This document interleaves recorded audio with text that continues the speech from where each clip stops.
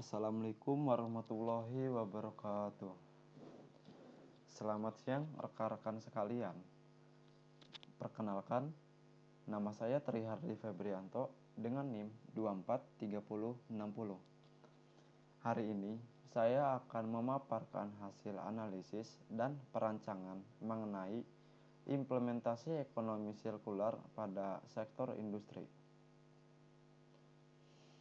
Fokus studi kasus kali ini adalah salah satu perusahaan FMCG terbesar. Mari kita lihat sekilas profil industri yang kita bahas. Industri ini didirikan pada 5 Desember 1933 dengan nama awal Levers J. Febriens N.F. di Angke, Jakarta. Sejak masa awal, fokus utamanya adalah memenuhi kebutuhan masyarakat melalui produk sabun cuci. Salah satu yang paling ikonik adalah Sunlight. Ini menjadi fondasi penting dalam memahami bagaimana skala produksi mereka berkembang hingga saat ini.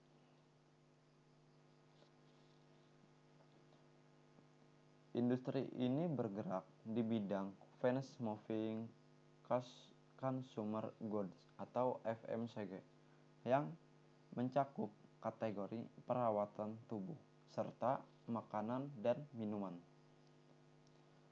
Sistem produksinya merupakan kombinasi unik antara sistem batch untuk mencampurkan formula kimia atau makanan dan sistem kontinu pada lini pengemasan otomatis berkecepatan tinggi. Rantai nilainya terbagi menjadi dua, yaitu yang pertama upstream, melibatkan pengadaan bahan baku dari perkebunan seperti minyak sawit dan teh.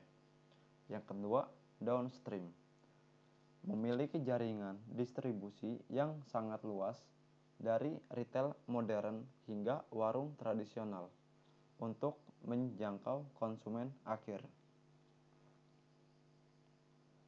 Pertanyaannya, yang pertama, apakah masih linear? Yang kedua, sudah recycle? Yang ketiga, sudah menuju sirkular.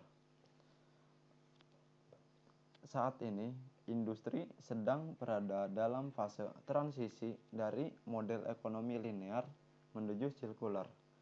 Mereka telah menunjukkan langkah nyata, terutama melalui implementasi daur ulang plastik secara masif.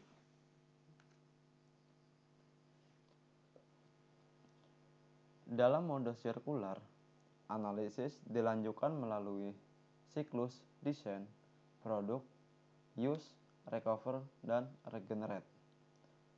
Yang pertama, desain.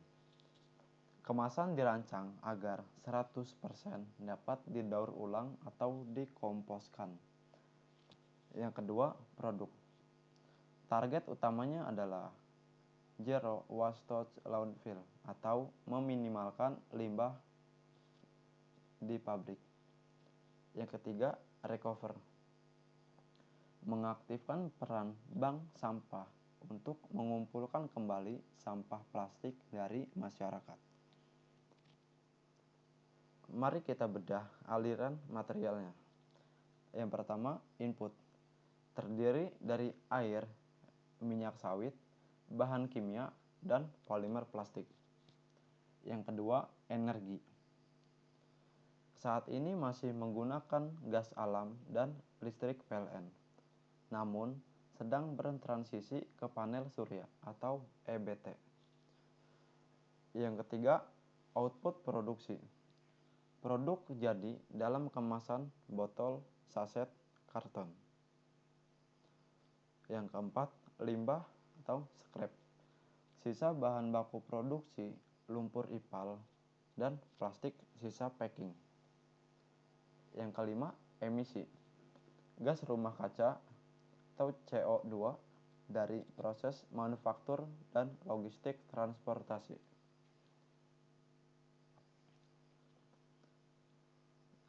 Strategi utama yang diterapkan mencakup yang pertama, reduce, mengurangi penggunaan plastik murni melalui desain kemasan yang lebih tipis. Yang kedua, recycle, mengolah plastik bekas menjadi bahan baku kemasan baru atau rPET. Yang ketiga, refill atau reuse, meluncurkan stasiun isi ulang untuk mengurangi botol sekali pakai. Secara ekonomi, strategi reduce memberikan penghematan biaya langsung paling signifikan. Namun, recycle adalah yang paling realistis untuk pasar Indonesia saat ini karena infrastrukturnya sudah mulai terbentuk. Analisis realistisnya, yang pertama, recycle adalah yang paling realistik karena infrastruktur daur ulang sudah mulai terbentuk di Indonesia.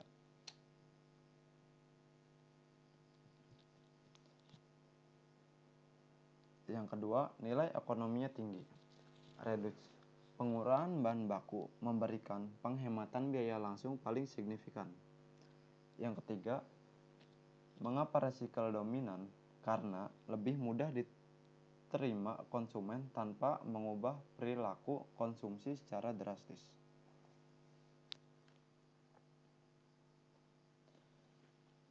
Rancangan sistem closed loop ini bertujuan membangun ekosistem di mana kemasan bekas dikumpulkan melalui bank sampah, diproses mitra dan dibeli kembali oleh industri ini sebagai bahan baku. Hal ini memerlukan penguatan kolaborasi dengan sektor informasi seperti pemulung, pengembangan, reverse supply chain untuk menarik kembali botol kosong dari konsumen.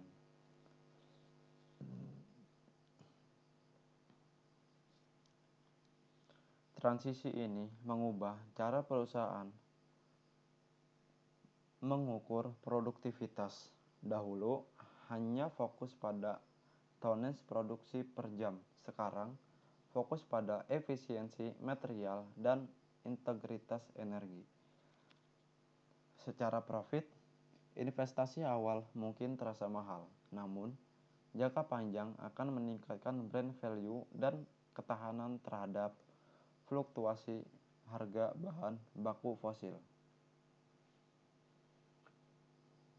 Tentu ada tantangan besar.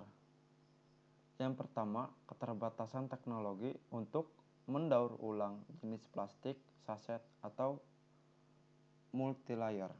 Yang kedua, capex atau investasi awal yang tinggi untuk mesin pengolahan. Yang ketiga, budaya organisasi. Perlu perubahan pola pikir dari produksi cepat menjadi produksi berkelanjutan di seluruh level karyawan. Yang keempat, regulasi. Penegakan hukum terkait pembatasan plastik sekali pakai yang masih bervariasi antar daerah di Indonesia.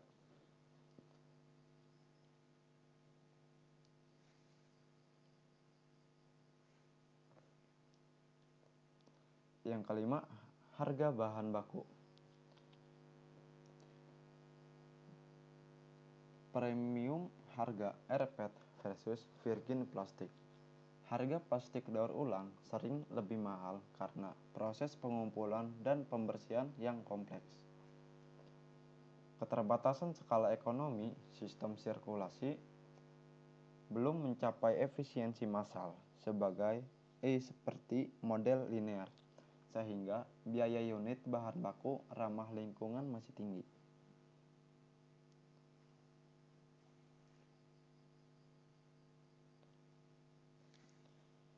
Sebagai kesimpulan, transisi ini sangat feasible dalam jangka waktu 5 tahun ke depan. Sejalan dengan target, rekomendasinya adalah melakukan penggantian konten daur ulang secara bertahap.